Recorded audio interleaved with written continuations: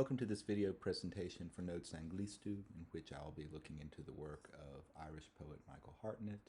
I am Dr. Jeremy Pomeroy from the Department of British and Irish Literature and Literary Linguistics at the Faculty of English of Adama Mickiewicza University.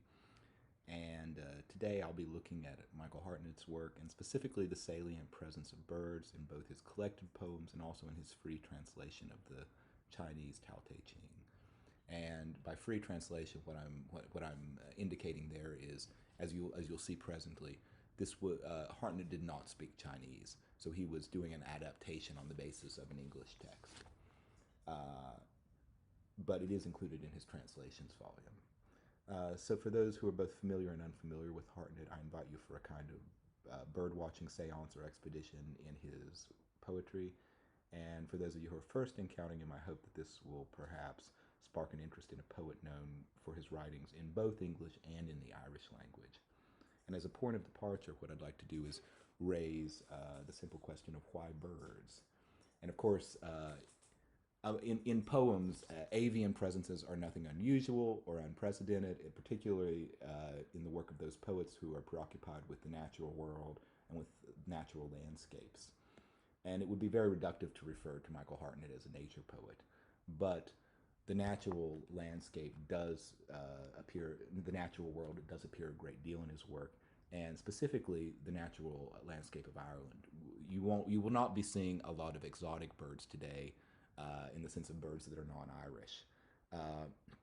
But particularly in Hartnett's early work, he is a poet who you see a lot of the natural landscape in it. And while the birds that I'm going to be looking at should certainly be contextualized within the greater whole of flora and fauna, I do think that I'll be able to give a convincing argument that, and this is perhaps my departure thesis, that birds and bird identifications are particularly salient here. And I'll be looking at that on the basis of, I'll be referring to various poems, but I'll be looking in particular to close readings of two Hartnett poems, one originally in English and one originally in Irish, and then looking at some comparisons with other versions of the Tao Te Ching and how he favors bird images and bird metaphors in that. Okay, and the final thing that I would kind of say in starting out is that I'm going to be arguing that there's a coherent and integral psychological reason for this focus on birds, and that very possibly a specific childhood experience might have occasioned a particularly natural and intuitive association between poetry and birds in the case of Hartnett. And I'll have him talking about that in a minute via a video clip. But prior to that video clip, a brief introduction to Michael Hartnett himself. He was born in County Limerick towards the center of Ireland, and he's very much associated with Newcastle West in Munster.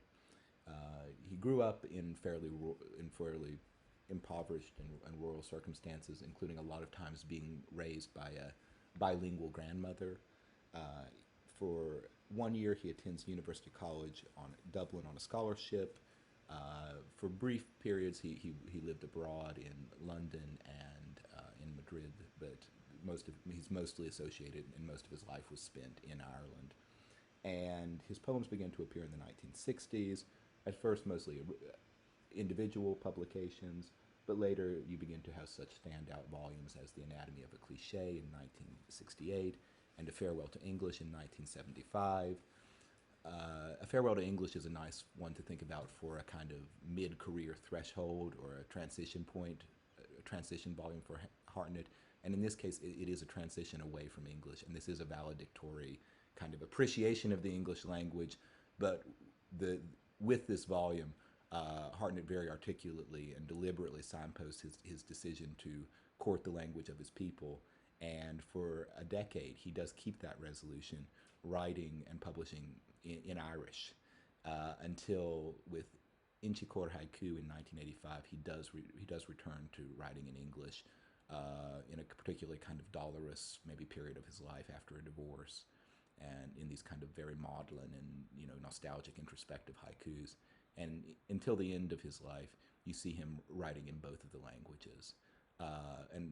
As we'll be looking at a translation, although I make the point it was a free I have described it as a free translation. Hartnett did translations, and he has a volume of translations. including translations from the Irish, including his contemporary Nolan O'Donnell. And having said that, let's turn to, let's take wing here, if I can use a bird idiom here. So at this juncture, I'd like to bring the Celtic and Irish context in. And in doing so, I'd like to turn to Anne Ross. And this is considerably before Hartnett's time, but she's writing about pagan Celtic Britain and even prehistoric times. And this is something that does carry through. She notes that birds figure throughout the entire Celtic tradition as symbols of divinity and as servants and messengers of the gods. The impressive regularity and persistence of such birds as the swan, the crane, and the raven suggests they had some special mythological significance for the Celts, deep-rooted enough to persist in recognizable form into the realms of superstition and folklore. And it is this superstition and folklore that I would like to draw your attention to with this quote. I would not want to present Hartnett as a poet who is nearly as deeply steeped in Celtic or Irish mythology as, for example, probably the best-known Irish poet William Butler Yeats. You get references to, like in many poets, you get some references to Greek mythology in his work. You get little references to Irish mythology, but it's not a very prominent thing. I think you'll be seeing that most of the birds that we see in Hartnett's poems that I'll be referring to today, they are very much a part of the natural landscape. Now, that being said, this mythological context and this folklore context, I wouldn't want to write it off entirely, and in fact, I want to bring it in. You're not going to see the Morrigan, the Irish battle crow, necessarily in Hartnett, and the swan as the national bird of Ireland. We'll come back to that, but I think you're more likely to see a real swan here. But that being said, with that in mind, let's turn to this particular childhood experience, which I mentioned earlier, via a clip from a documentary in 1999, and the name of the documentary is the same as the name of the poem that you will see Hartnett reading in it. This was filmed a year before Hartnett's death, and in this clip you'll hear him both discussing his childhood in Newcastle West, County Limerick, his Irish-speaking grandmother, and finally reading a poem in Irish, a poem to which I will later be returning. So here we go.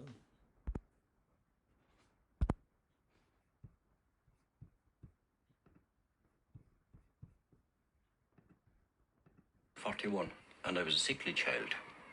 Indeed, I still am. And apparently, when they saw me, there was no chance that I'd survive at all. But my mother fostered me out because times were tough in County Limerick.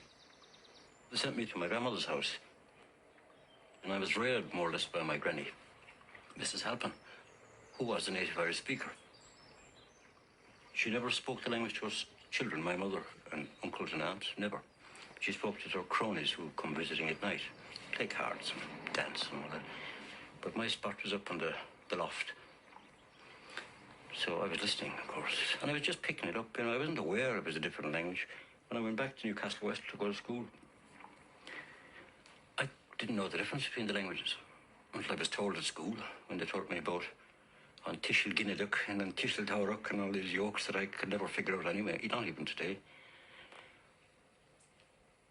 But I had, the word insight is a bit highfalutin, but I had that knowledge that the language was a viable, living language.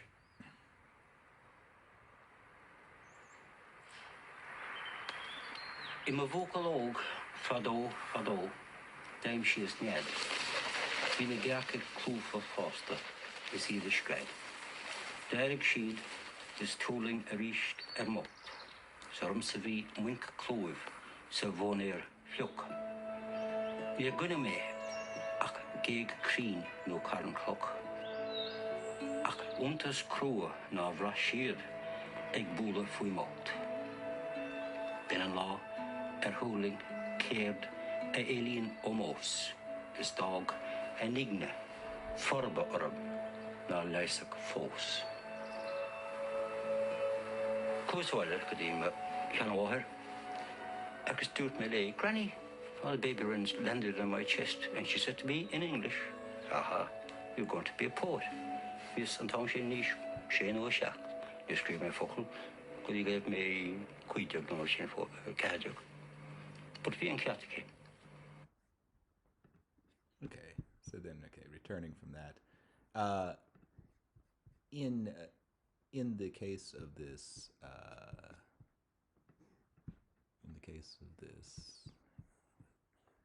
there's, okay, there we are, we're back. All right. In this documentary, oh, not in this clip from the documentary. Okay, first thing is you're definitely getting a poem about birds, about these wrens landing on his neck, and this almost enunciation experience that his grandmother tells him, "Oh, that means you're going to be a poet." But you do have this folklore belief, and I think you notice very saliently as well the birds singing in the background of this. But I'd like you to remember this story because we will come back to it. And one thing that I would like to, introduce is the possibility that this experience of you're going to be a poet might have very rationally irrationally perhaps, but created this intuitive association between birds and poetry, and bird song and poetry. And bird song, you will see him mentioning that in notes on his contemporaries, the word bird song. His poetic contemporaries, bird song does come in. And it might have given him this proclivity to use bird images, bird metaphors, and bird identifications in his work. And I'll be returning to a Necklace of Wrens presently. But before that, I'd like to kind of look at one poem, a close reading of one poem, and then kind of a bit of a desultory kind of look at bird presences throughout his poems. And so for the first one, the first poem I'd like to look at a close reading of today is I think a remarkable early Hartnett poet called I Will Rise with the Hawk. And as I'm reading this, what I'd like to draw your attention to firstly is the deictic choice of first person and the degree to which Hartnett does identify with the hawk. And I'll be following that through a few poems subsequently. But first, looking at this one. I will rise with the hawk and dive with the hawk if you are a ring-toed dove. If ever you should talk again of death or love, I will believe your words. If we are destined to be birds, then I must be one of prey and you must be, say, a defenseless one, symbolic of love. I will fly into the sun and blind you with blood. So do not talk of death or love, do not even talk, for I, as a hawk, will know the haunt of the ring-toed dove and will decide whether to gash the neck or cripple the wing feather. There's a great deal to recommend this poem, particularly coming from a young poet. But what I would like to draw your attention to, perhaps, is that this is largely a power fantasy, and this feeling of potency, this idea of soaring and rising with the hawks. You have these short, curt lines, and you have these hawk talk. These lines with these neck, with the cripple, these hard K sounds. So there's definitely a power to this poem, and there's a power to this identification. And I think we can think about it in terms of the hawk for Hartnett is an image of potency.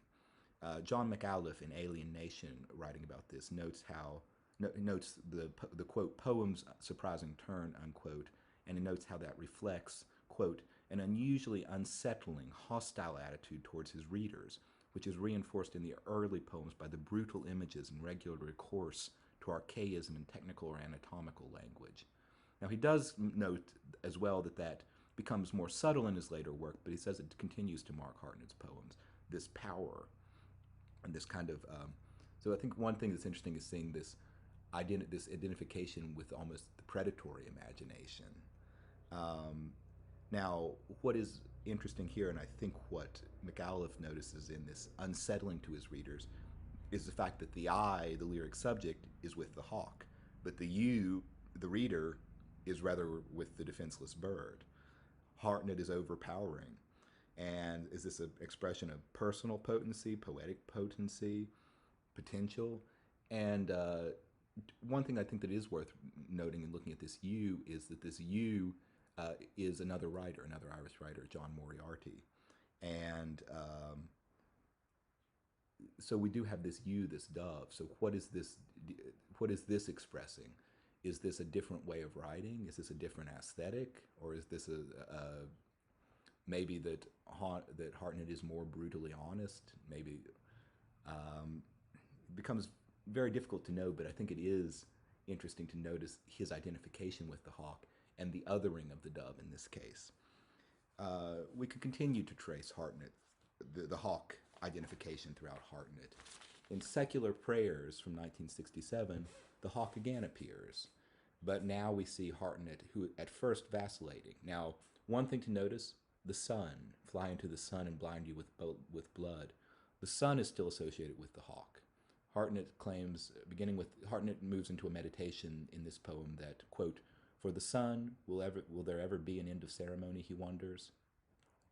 He ultimately concludes that there is, quote, "no more glory hawk-skilled eye can see in the enterprise of night than in a simple coming on of day."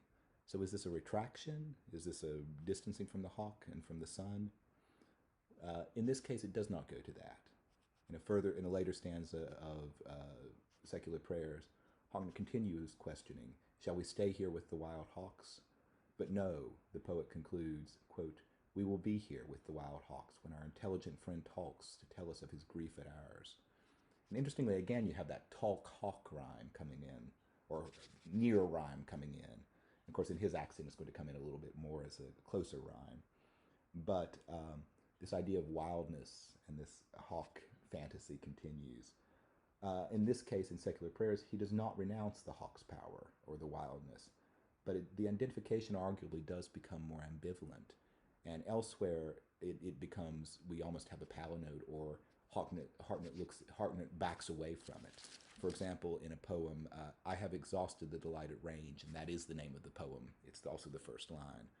Hartnett completes the full transition to an antithesis or palinode to this hawkish identification. And I think what's interesting to notice is when you see Hartnett being more ambivalent toward the hawks or moving away from the hawks, this often happens at a low point in more introspective or disillusioned poems, as in this case, it's in this one, which begins, quote, "I have exhausted the delighted range of small birds, and now a new end to pain makes a mirage of what I wished my life. Torture immediate to me is strange. All that is left of the organs remain in an aesthetic of unbelief." So we have this pain and the mirage of what I wish my life. So this hawk fantasy is kind of being undercut here. This poem then concludes in the realization that, quote, "Small birds, small poems are not immortal, nor, however, past is one intense night. There is no time now for my dream of hawks." So now we're having this, maybe this renewed appreciation of small birds, small poems. And in this, perhaps we have the antipodes of Hartnett's work.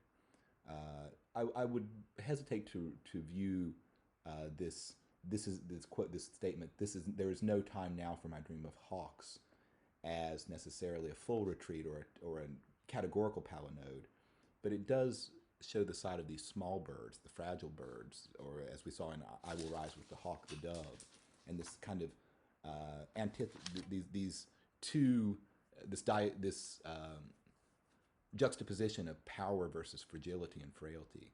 Again, in Bread, we see once again a retreat from hawkness, or as a metaphor for diminution or disillusion or losing one's confidence or power. Hartnett says, quote, "Whatever bird I used to be, hawk or lapwing, tern, or something wild, fierce, or shy, these birds are dead, and I come here on tiring wings, odors of bread." And of course, such poems as these elsewhere in his work may not necessarily be read as recantations, but they can be read so. Now, Hartnett, on the other hand, was a poet who, on the one hand, he would emphasize doctrine and the meaning and belief in the poems. On the other hand, he never sought to really construct a holistic philosophical system. So my suggestion is these are rather experiential or lyric truths, different aspects, different ways of looking at a multifarious existence. So at moments when Hartnett feels confidence, power, potential, maybe he is going to express that in terms of hawks, and then he's going to look at maybe the type of writing that other people such as John Moriarty does, or that he does in his more sedate moments, perhaps, as representing these frail or these these other types of birds. Other elements of birds in his poems, relationships. And if you're thinking about birds in the Celtic context once more, we might return to Anne Ross. And there's an entire chapter in this book, Pagan Celtic Britain, just on birds and bird iconography in Celtic culture. And she notes that the motif of the bird lover is very widespread and of great antiquity. In the Irish tradition, the role is not confined to men, both men and women appearing in the role of bird lovers. You do see this in this comes as well in Hartnett. Now, it's not going to be the mythological type of bird lover of Zeus taking on a swan's form with the shape in Leda and the Swan that you see in W.B. Yeats. But I think that these are more ordinary women who are taking on the form of that, as in Fairview Park, 6 a.m., where we see him using bird images and bird metaphors again. She flew, quote, she flew a flock of migrant birds across the wailing land, unquote. And the poet here, we have him speaking to a plover, and Hartnett uses this plover lover rhyme to it's almost too perfect, almost too patent. It becomes a comedic effect or something. Pardon me. Yet, by the end of the poem, of the same poem, Fairview Park, 6 a.m., this plover lover, if we could, put those two right together, you begin to get something more ominous with the bird's, quote, piebald reptile glance and, quote, plumbed nun-like stance becoming disconcerting. And Hartnett says, quote, can you not see the female curve beneath this down, nor in this bird-like frown detect a moving nerve? And so we see this bird lover can be equally wild and shy as perhaps the hawk, and can harm the poet. And this is something that we also see a little bit, and I'll come back to that in A Necklace of Wrens, this possibility of the birds harming you. As when the bird in Fairview Park, 6 a.m., quote, claws him, shrieking human, and flees. Hartnett is left to ponder whether, quote, perhaps the internecine dark had made it a running woman. And so we could look at this at birds in terms of expressing the sexual duality. And that's something, of course, duality and the union of dualities and balance is something we can return to later as well once we look at his translation of the Tao Te Ching. Okay, continuing a last little bit with this kind of bird survey. Seagulls. Seagulls, what I think is interesting is, I mentioned Inchikore haiku, which appear, this is a period where Hartnett is separated from his wife and not seeing separated from his family, living in a suburb of Dublin. They are very introspective, and they have some humor, but they have some distance from the self-pity, but some self-pity in it. And I think what is interesting in this context is you have multiple bird images, but you have a lot of seagulls. And as in, for example, one of these haiku where you have Hartnett saying, I learned the hard way, acts of love can break a heart, 7 white seagulls. Another haiku from this, my wife, my children, the noise of spring approaching, my 3 white seagulls. And what I'd like to look at in this context or point out, it's one thing to use bird images arbitrarily. It's one thing to use bird images and bird metaphors, but very often the mastery of a poet in their use of the natural world and natural phenomena for images and metaphors is that there's a psychological coherence to the bird or the object or whatever else chosen. And I think what is interesting is when we get into Inchikore haikus, these are poems of disillusion, and to a certain degree these might be poems of exile, and you get these seafarer or wayfarer birds when you have these elegiac haikus, these mournful, doleful haikus. And for exile, it's interesting. Maybe there's this idea of separation that comes naturally with these seagulls and looking for them to return and things like that. So this is by no means that's no means exhaustive as far as birds in Hartnett. You have others, you have owls and things like that. But I think it's enough to maybe lend some credence to my contention that Hartnett really expresses himself via birds a lot. And having kind of introduced that, maybe now becomes an interesting time to return to A Necklace of Wrens, which you saw him reading. And of course, I do think that, particularly in light of this poem and that little explanation of it that you saw him giving, the childhood experience, it is interesting how ineluctably this might have imprinted upon a young Hartnett this association between birds and poetry, which in turn might manifest as a certain proclivity for bird images and metaphors. And in particular, you could almost give a centrality to this poem because, as you notice on the right of the screen here, A Necklace of Wrens, it was the title of the documentary that we saw, and it's also the title of Hartnett's volume of his own Irish poems in English translation. And to a certain degree, this gives this particular poem a certain pride of place among that collection. And you have the poem here, so I won't read it as you've already heard it, but I'll be going to an analysis of this by Pat Durrance from the Guardian, and so she writes how the Irish word for necklace can also mean a metal collar. Okay, moving ahead a little bit in this. Hartnett's wrens are neither decorative nor decorous. Their talons might indeed be metal. At first, the wrens seem to be ordinary birds, and will be in the first two stanzas. But later, quoting her again, the epiphany is played down. It's as if the speaker still wanted to foster a paradoxical view of the event. The wrens are presented not as miraculous nor unusually sentient. They cannot feel the child's sharp wonder. Magical or not, they are mere transmitters. And quoting her still, that was when the craft came implies, to put it crudely, the wren's gift was the gift of poetry.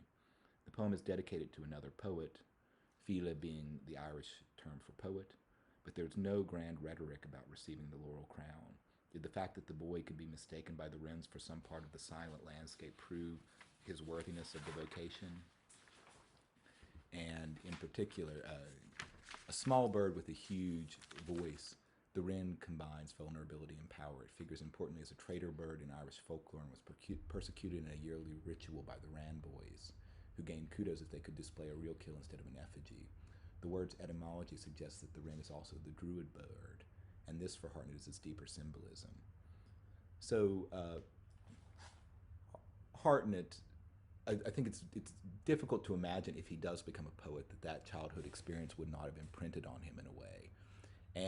But yet there's a certain ambivalence about that, as Carol Rumens notes. In particular, the idea that the talons are leaving scratches. So, and the other thing is this idea that the wrens are somewhat incognizant of him, that this is a somewhat arbitrary, folkloric enunciation of his future poetic vocation. And there's almost a fatedness to it, perhaps, as well, in the fact that he doesn't know what is happening. It's his granny who does tell him what this means in folklore. So these wrens are frail, and yet they've left the talons have left scars, so they've lacerated him. So there's a quality of fatedness. The wrens choose the child while being, in a sense, indifferent to him, indifferently lacerating him.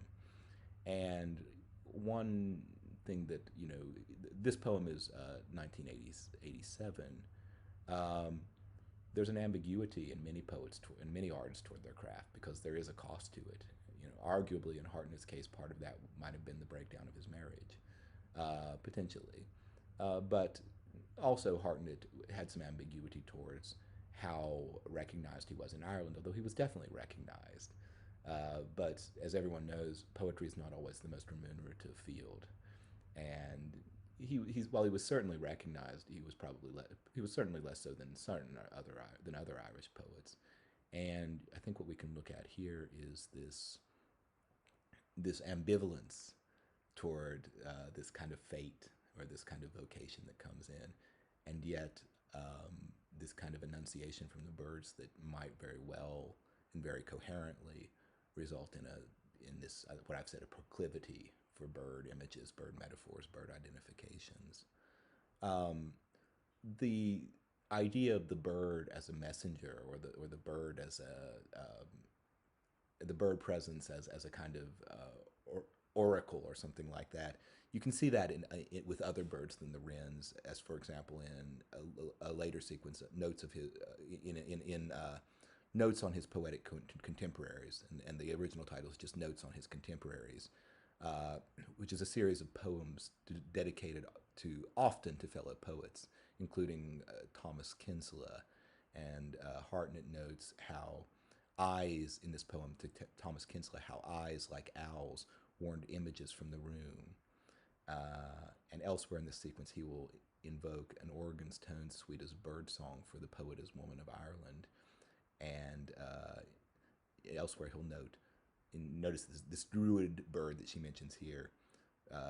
He will describe his first druid of nature, as a lone man knowing music of the curlew and the whistle of the otter.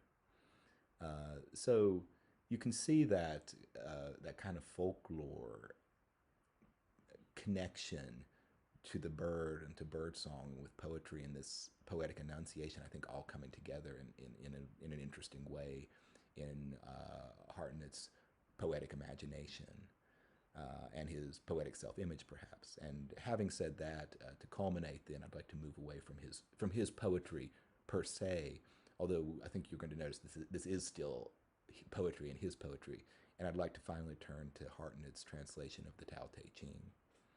So for our third and final kind of case study here, the Tao. So Hartnett does this also when he's relatively young. He's going to be about 30, and if any of you are familiar with the James Joyce Tower in Sandy Cove, James Joyce spent a few nights there, and it figures prominently in his novel Ulysses at the beginning of it. And Hartnett, as he notes here, in 1963, I was curator of Joyce's Tower in Sandy Cove. Okay, you'll see Sandy Cove in a moment, but to read what he says here. This is a translation. I know no Chinese. In 1963, I was curator of Joyce's Tower in Sandy Cove. I read a Victorian translation of the Tao Te Ching and could see the beauty of the poetry and of the philosophy beneath the translator's ugly prose. I did this version to satisfy myself. The imagery is a mixture of Oriental, Occidental, and mystical. The landscape is that of Sandy Cove, the tower, and the sea. I hope that after all this tampering, the philosophy at least is intact. And as an equal disclaimer, even two disclaimers. First one, I also am not a speaker of Chinese, but I have included from an internet source the Chinese for anyone who would like to look at it themselves. And I ran it through a couple translators for the sake of some rough idea of how similar it might be to what Hartnett has done here. But what I'd like to do here, the second is that I don't know which Victorian translation he used, but I do have two other translations of the Tao Te Ching. And what I'd like to do is, by juxtaposing the Chinese, Hartnett's translation, and then these two other versions, to give some examples of how his poetic imagination does keep recurring to birds, and how sometimes he introduces them very intuitively, including times when they're not there in the original. And okay, so going on to this is Sandy Cove, and that tower you see there, that Napoleonic Wars era tower there, is the Joyce Tower, where he was the curator of the Joyce Museum. So, okay, I have four of these. These are not the only times that you see birds in his Tao, but a few of them. Okay, we have Tao, Michael Hartnett's translation. Mark the delicacy of the moorhen's quest under the willow bowl. To know the utter mildness of my ways is to become like me. And the first thing that I might draw your attention to here is, obviously, I think I've heard people say that English has a different specific gravity than Chinese, and that because of the ideographic characters, that Chinese has can have a concision in sometimes that English does not have. But if you look at the other two translations, Notice I've had to cut out a lot. These almost read like commentaries rather than direct translations. And the second thing that I'd like to point out here is the moorhen. It does not appear in either of the other two translations, and from just running it through some translators, neither am I seeing it in the original. So Hartnett, in trying to express what to glean the gist of what he's seeing in this Victorian translation, he goes to this nature imagery, and specifically this image of the moorhen as the delicacy. So we could maybe see this moorhen as yet another of these, small birds, or these non-predatory birds, these delicate birds or fragile birds.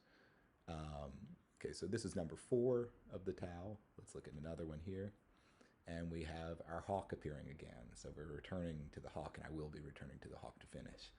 But if you notice in Hartnett's, okay, the eye dies from color glow, the ear closes from music, the tongue is wooden from pear flesh, I'm free from the nightmares of hawk, horse, and hound, I have courage to select. And I think looking at the other two translations, you will see a lot, there's much less discrepancy here. We have this idea of the senses, but do notice that there's some continuity in this idea of hunting. But we have in horse racing and hunting in Dwight Goddard's 1919 translation. We have the chariot course and wild hunting in another translation here, which I have the source, but the translation is not given in this particular one. But in Hartnett, now the hawk and hawking, obviously there's a natural connection to hunting, but the presence of the hawk here does seem to be Hartnett's own poetic imagination adding that, although I think adding it in a way that is both coherent with the meaning of the passage that he's adapting or free translating, and also with his own poetic imagination, and with this hawk as this predatory symbol of power that we've seen keeps recurring. A different bird, in number 59 of the Tao Te Ching, we have the swan. And with Hartnett, you have the swan, the wordless swan sanctifies water by its presence. And in this case, once again, the bird present, the avian present, seems to have been introduced completely by Hartnett. And I think the discrepancy here is even more radical, looking at Goddard's translation, for example. In governing the people and in worshiping heaven, nothing surpasses moderation. To value moderation, one must form the habit early.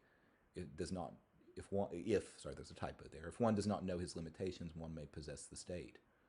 So we have this idea, in the Big Nest version, you see it more, the human constitution, but in Dwight Goddard's translation, you have the idea of governance and of the state and statecraft and things like that. None of that is at first glance or superficially in Hartnett's version.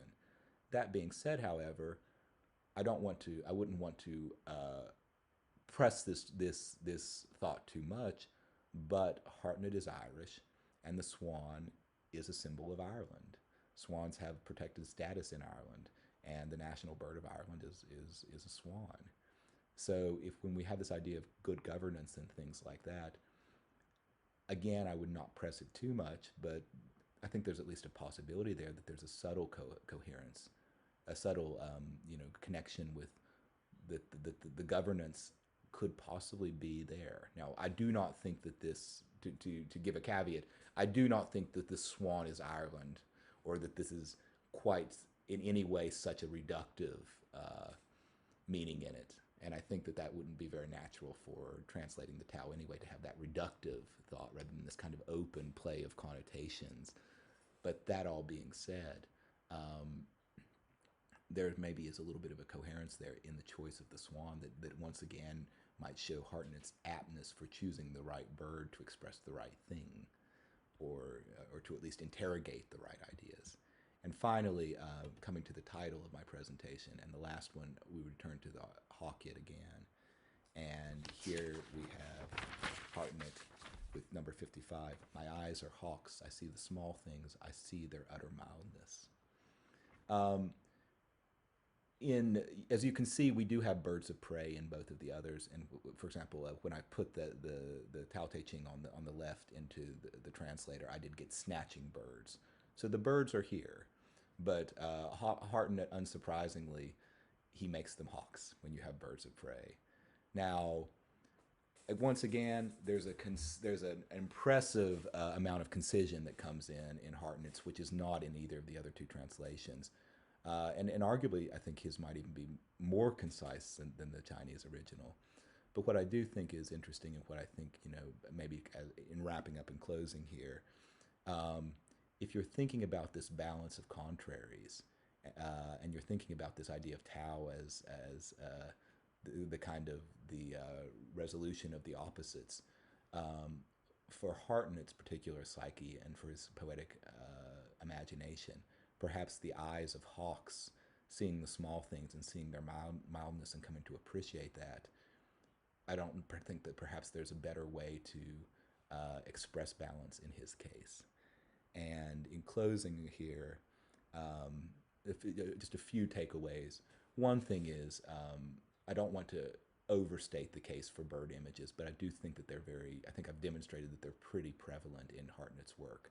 And the mastery of Hartnett's use of them is this intuition for the correct bird image and the coherent bird to express the coherent idea or the coherent lyric truth.